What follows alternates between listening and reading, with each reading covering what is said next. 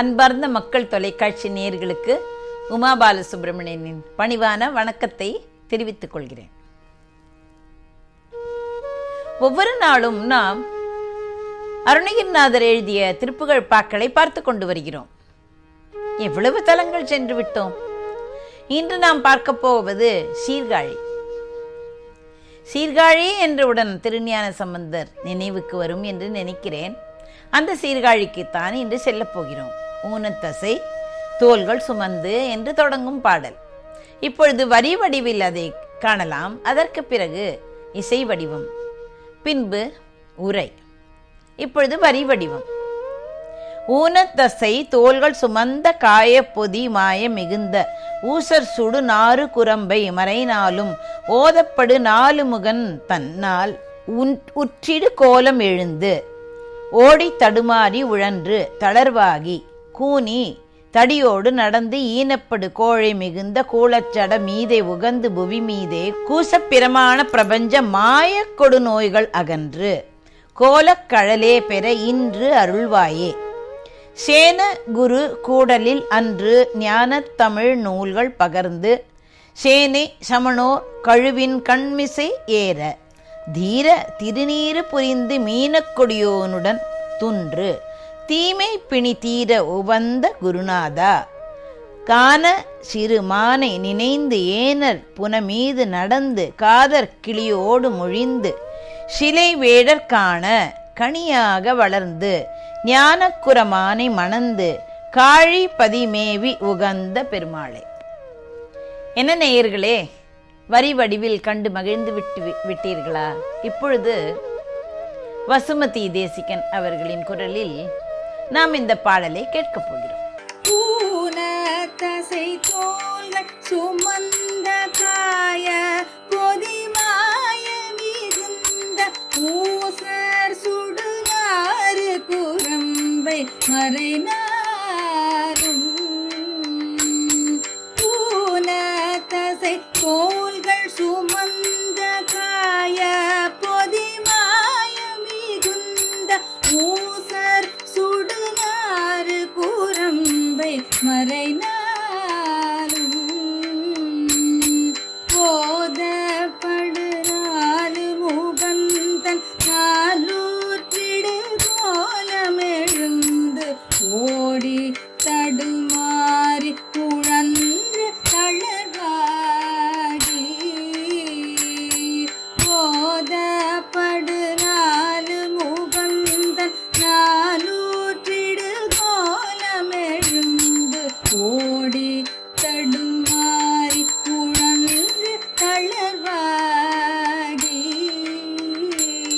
கூனி தடியோடு நடந்து ஈனப்படு கோழை மிகுந்த ஊழச்சட மீதை உகந்து புவி மீதே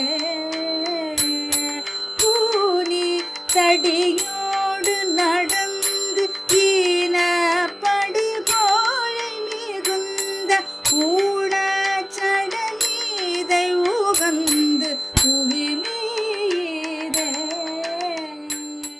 ஊனதசை தோள்கள்.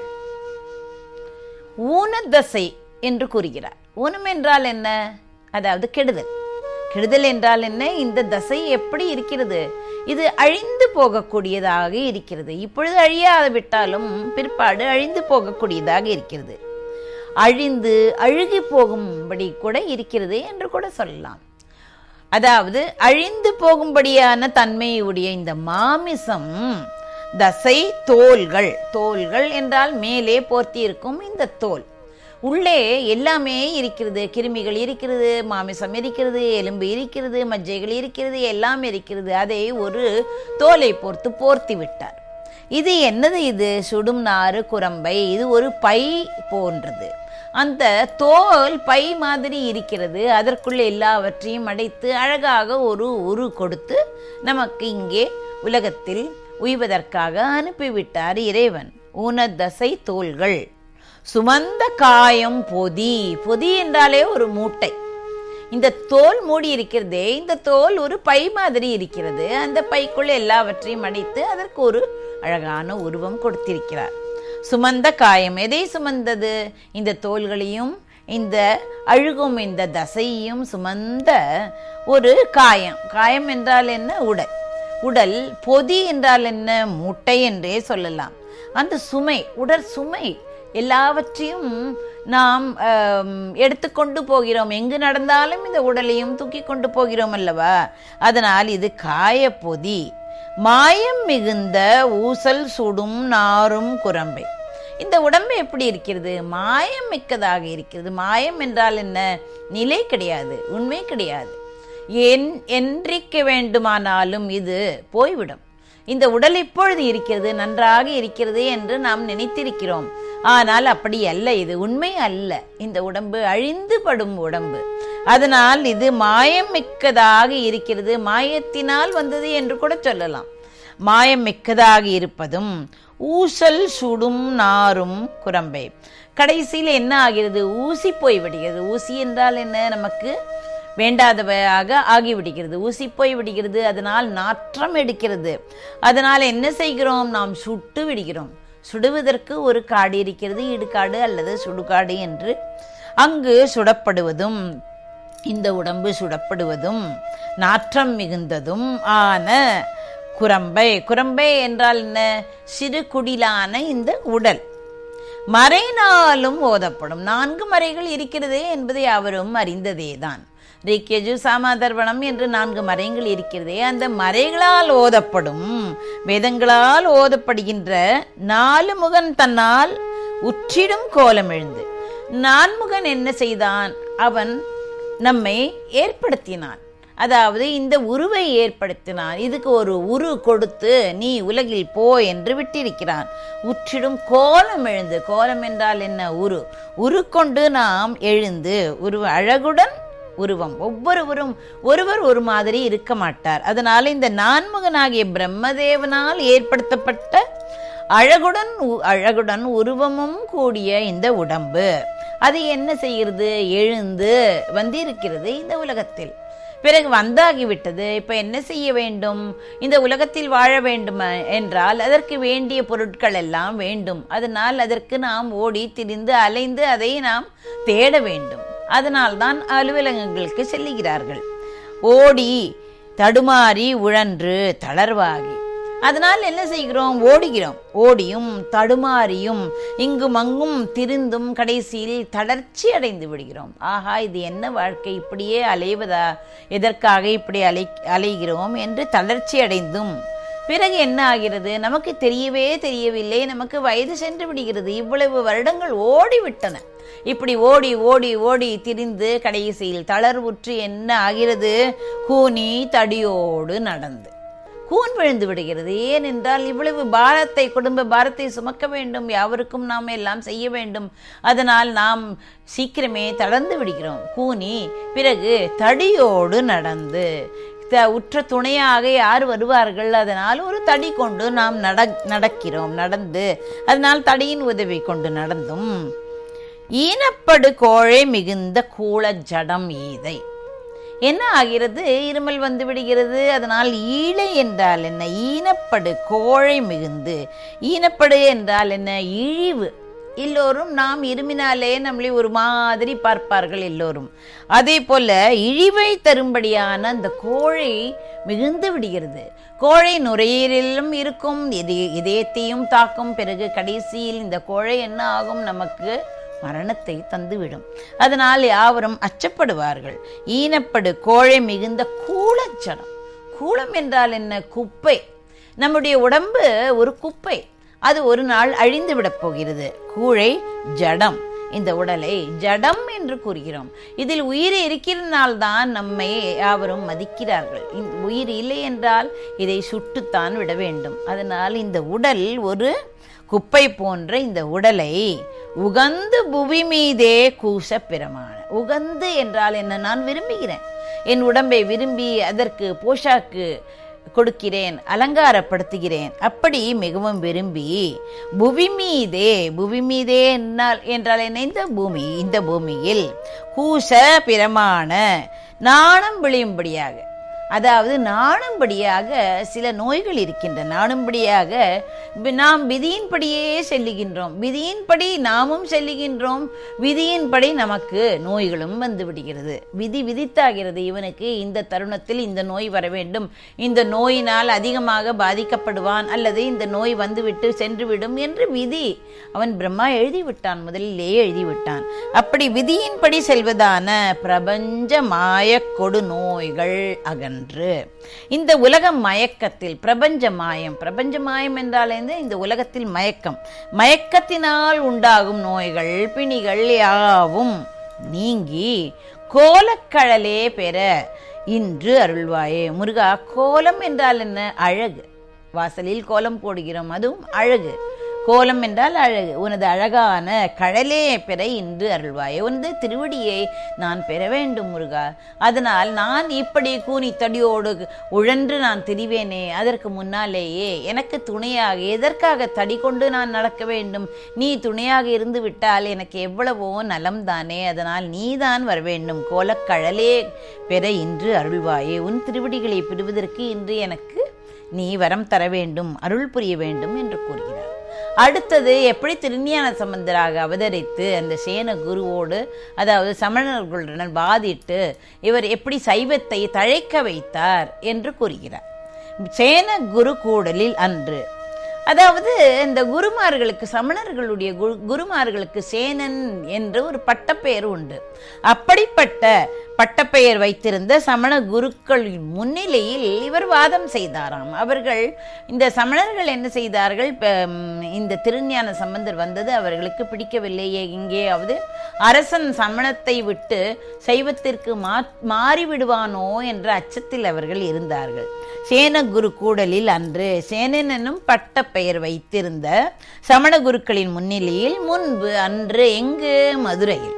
மதுரையில் ஞானத்தமிழ் நூல்கள் பகர்ந்து திருஞான சம்பந்தராக வந்து இந்த ஞானத்தமிழ் நூல்களாகிய தேவார பாடல்களை பாடி சேனை சமணோர் கழுவின் கண்மிசை ஏற, கூட்டமாக இருந்த சமணர்கள் யாவரும் அந்த கழுவின் மிசை ஏறும்படி, அதாவது ஒரு ஒப்பந்தம் இருந்தது.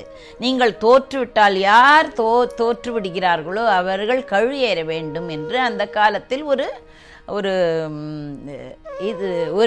குற்றம் இருந்தது. அதாவது யார் குற்றம் என்று கூற முடியாது, யார் வாதத்தில் தோற்றுவிட்டார்களோ அவர்களுக்கு தண்டனை என்று கூறுவதுதான் பொருத்தமாக இருக்கும். தண்டனை கிடைப்பதற்காக அந்த கழு, முன்னாலேயே நாம் பார்த்தோம் அந்த கழுமரம் எப்படி இருக்கும் என்று, அதை நட்டு வைப்பார்கள். நுனியில் உச்சியில் 2 பிளவாக இருக்கும், கூர்மையாக இருக்கும். அதன் நடுவில் அவர்களை உட்கார்த்தி வைத்து விடுவார்கள். அது சிறிதாக இறங்கி அவர் உடலுக்குள் சென்று அவரை 2 பிளவாக பிளந்துவிடும். கடைசியில் அவர்கள் இருந்து விடுவார்கள். ஆனால் துன்பத்தை அவர் கட்டாயம் நிச்சயம் பார்த்து விடுவது அது திண்ணம். சேனை சமணோர் கழுவின் கண் மிசை ஏற, குட்டமாக இருந்த சமணர்கள் எல்லாம் கழுவின் மிசை ஏறும்படி செய்தார் திருஞான சம்பந்தர். தீர திருநீறு புரிந்து, யாருக்குமே பயப்படவில்லை, திடத்துடன் திருநீற்றை யாவருக்கும் விநியோகித்து, மீனக்கொடியோன் உடல் தோன்று. மீனக்கொடியோன், அந்த காலத்தில் ஒவ்வொரு கொடி வைத்திருப்பார்கள், சேர சோழ பாண்டியன் என்று. பாண்டியன் என்றாலே மீன் கொடி வைத்திருந்தான். அதனால் மீனக்கொடியோன் என்றால் பாண்டியன் உடல் துன்று. பாண்டியன் உடலில் பொருந்திய, பாண்டியன் உடலில் ஏறிய, பாண்டியன் உடலில் வந்து தங்கிய நோய் தீமை பிணி தீர உபந்த குருநாதா. கொடிய ஜுரநோய் வந்தது. ஜுரநோய் எதற்காக வந்தது என்று இப்பொழுது பார்க்க போகிறோம். ஜுரநோய் தீரும்படியாக அருள் புரிந்த குருநாதனே, காண சிறு மானை நினைந்து, வள்ளி மலை இருந்ததே காணம், அங்கு வளர்ந்து வந்த அந்த சிறுமானை போன்ற அந்த வள்ளியை நினைந்து, ஏனல் புனம் மீது நடந்து, திணைகள் விளைந்திருந்த அந்த புனங்கள் மீது முருகன் நடந்து அவளுக்காக காலில் ஒன்றும் போட்டுக்கொள்ளாமல் நடந்தானாம். ஆனால் அந்த முட்கள் மேலெல்லாம் நடந்தான். அந்த முட்கள் எல்லாம் பூவாகிவிட்டது, அவனுக்கு பூப்படுக்கையாக இருந்தது. காதல் கிளியோடு மொழிந்து, ஆசை கிளியாக வள்ளியோடு காதல் மொழி பகர்வான். காதல் மொழி பகர்ந்து சிலை வேடற்கான கனியாக வளர்ந்து, சிலை என்றால் வில், வில்லை ஏந்திய வேடர்கள் காணும்படியாக அவன் திடீரென்று வேங்கை மரமாக வளர்ந்து நின்றான். அதைத்தான் தினை செங்கானக வேடுவாரானவர் திகை தந்தோ எனவே கனியாகிய திரள் கந்தா என்று ஒரு பாடலில் அருணகிரிநாதர் கூறுவார். சிலை வேடற்கான கனியாக வளர்ந்து வில்லேந்தி வேடர்கள் காணும்படியாக வேங்கை மரமாக வளர்ந்து நின்று ஞானக்குரமானை மணந்து அந்த ஞானக்குர பெண்ணை மணந்து கொண்டார், திருமணம் புரிந்து கொண்டார். காழிப்பதி மேவி உகந்த பெருமாளே, திரு சீர்காழிப்பதியில் அமர்ந்து மகிழும் பெருமாளே என்று கூறுகிறார். உலகத்தில் பிரம்மா எழுதிய தலைவிதிப்படிதான் நம்முடைய ஒவ்வொரு வாழ்வும் நடக்கின்றது. அது பிறந்து இயற்கையின் வழியே வளர்ந்து நாம் தடுமாறாமல் முருகா உனது இரு கழல்களை எனக்கு தர வேண்டும் என்று அருணகிரிநாதர் கூறுகிறார். எல்லாம் நமக்காக தான் கூறுகிறார். பிற்பகுதியில் எவ்வாறு திருஞான சம்பந்தர் சமண மதத்தை வென்றார், அதாவது சைவ மதம் தழைப்பதற்காக சமண மதத்தை வென்றார் என்று குறிப்பிட்டுள்ளார். ஞான சம்பந்தரின் திருநீற்று பதிகம் மிகவும் சிறப்பு வாய்ந்ததாகும். தென்னாடுடைய சிவனே போற்றி என்று பன்னிரு திருமுறையை போற்றி புகழும், பன்னிரு திருமுறையால் போற்றி புகழும் அந்த தென்பாண்டி நாட்டில் சமயம் வலுவிழந்து இருந்தது. சமணர்கள் எல்லோரும் தூண்டிவிட்டு, இந்த அரசனை தூண்டிவிட்டு தன் பக்கம் இழுத்து கொண்டார்கள். அதனால் அரசனும் சமணனாகிவிட்டான். ஆனால் அரசனின் மனைவியும் அமைச்சரும் சைவத்தையே தழுவி இருந்தார்கள். அவர்கள் வேறுபாடு உடையவர்களாக இருந்தார்கள். சமண மதத்தை தழுவி நின்றதால் சமணர்களின் ஆதிக்கம் மிகவும் உயர்வாக இருந்தது. அது மட்டும் இல்லாமல் என்ன செய்தார்கள், திருநீர் பூசி அடியவர்கள் சைவமார்கள் தெருவில் தெரிந்து கொண்டிருந்தால் அவர்களை கண்டால் உடனே சமணர்கள் என்று என்ன கூறுவார்கள் தெரியுமா, கண்டுமுட்டி என்று தீண்டத்தகாதவர்களாக அவர்களை அவமரியாதை செய்வார்களாம். ஆனால் இந்த மனைவி மங்கையர்க்கரசியும் அமைச்சர் இருக்கிறாரே குலச்சிறை நாயனாரும் சைவ நெறியை தழுவினார். அப்பொழுது திருநாவுக்கரசரும் திருஞான சம்பந்தரும் திருமறை காட்டில் இருந்தனர். சமணர்களால் ஒன்றும் தனக்கு நேராது என்று திருஞான சம்பந்தர் கூறி இந்த அப்பர் என்ன கூறினார், நீ அங்கு போக வேண்டாம், மதுரைக்கு போக வேண்டாம், சமணர்கள் உன்னை ஏதாவது செய்து விடுவார்கள் என்று. அப்பொழுது திருஞான சம்பந்தர் சொன்னார், அவர்களால் ஒன்றும் நேராது என்று அவர் கோளறு திருப்பதிகம் பாடினார். கோளறு திருப்பதிகம் யாவருக்குமே தெரிந்ததுதான். அந்த கோள்களை வைத்து கோளறு திருப்பதிகம் பாடினார். பிறகு திருஞான சம்பந்தர் மதுரைக்கு வந்தார். இதை அறிந்த மன்னனும் சமண துறவிகளும் என்ன செய்தார்கள், மந்திரம் போட்டார்கள். அவர்கள் தங்கியிருந்த அந்த மடம் எரிந்து சாம்பலாக வேண்டும் என்று. ஆனால் அந்த தங்கிய மடம் தீப்பிடித்து எரிய வேண்டும் என்று ஜெபித்தனர். ஆனால் ஆதி மந்திரம் இருக்கிறதே, 5 எழுத்து மந்திரம், அவர்கள் ஓதுவார் பக்கமே அந்த திசைக்கே இந்த மந்திரங்கள் எல்லாம் சென்று செயலிழந்து விடுமாம். அதனால் அவர்களை ஒன்றும் தாக்கவில்லை. இதை அறிந்த மன்னனும் சமணர்களும் என்ன செய்தார்கள், அந்த மண்டபத்திற்கு வேலையாட்களை கொண்டு தீ வைத்தார்கள். அப்பொழுது அதை கண்ட சம்பந்தர், செய்யனே திரு ஆலவாய் மேவிய ஐயனே, அஞ்சல் என்றருள் செய்யனை பொய்யராம் அமணர் கொழுவும் சுடர் பையவே சென்று பாண்டியர்க்காகவே என்று, அதாவது இந்த சுடர் மெதுவாக சென்று பாண்டியனை அடைய வேண்டும் என்ற கருத்தில் இந்த பாடலை பாடினார். அப்படி பாட இந்த பாண்டியனை வெப்பு நோய் பற்றி கொண்டது.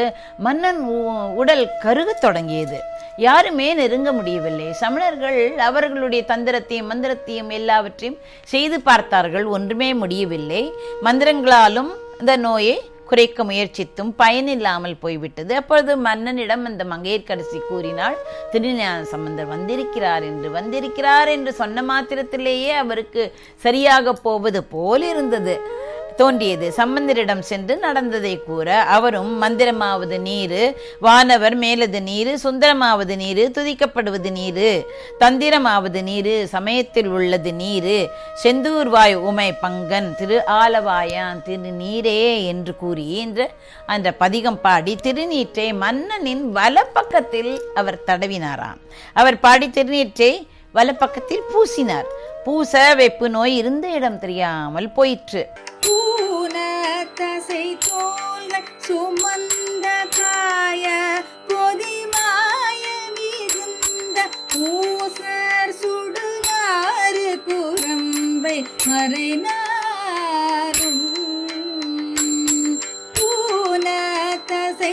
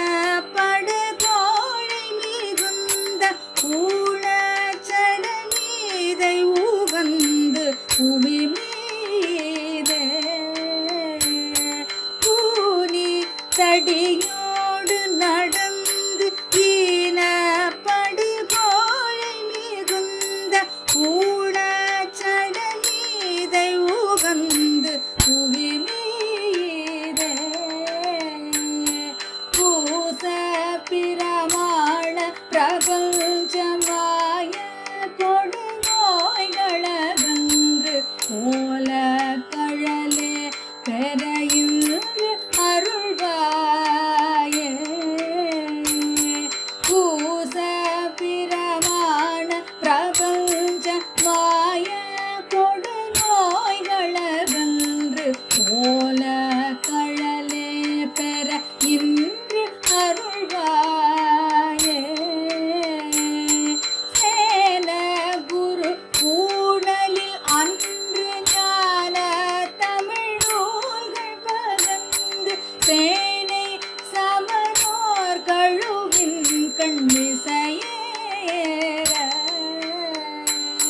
தீன திருநீரு புரிந்து மீன குடியோனுடல் குன்று நீமை பிணி தீர உவந்த குருநாதா கான சிறுமாலை நினைந்து ஏனார் புனமீது நடந்து காதர் கிளியோடு மொழிந்து சிலை வேடர் காண கணியாக வளர்ந்து ஞான குரவானை மடந்து ஆழிப்பதி மேவி உகந்த பெருமாடே பூரி தடியோடு நடந்து ஈனப்படு கோலை மிகுந்த ஊழச்சட மீதை உகந்து உதிமீடே பூச பிரமாண பிரபஞ்சமாய கொடு நோய்களகன்று கோல கழலே பெற இன்று அருள்வாயே காழிபதி மேவி உகந்த திருமாடே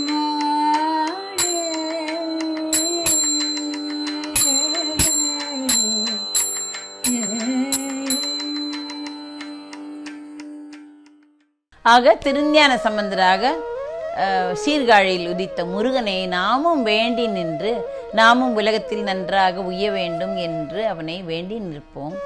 நன்றி, வணக்கம்.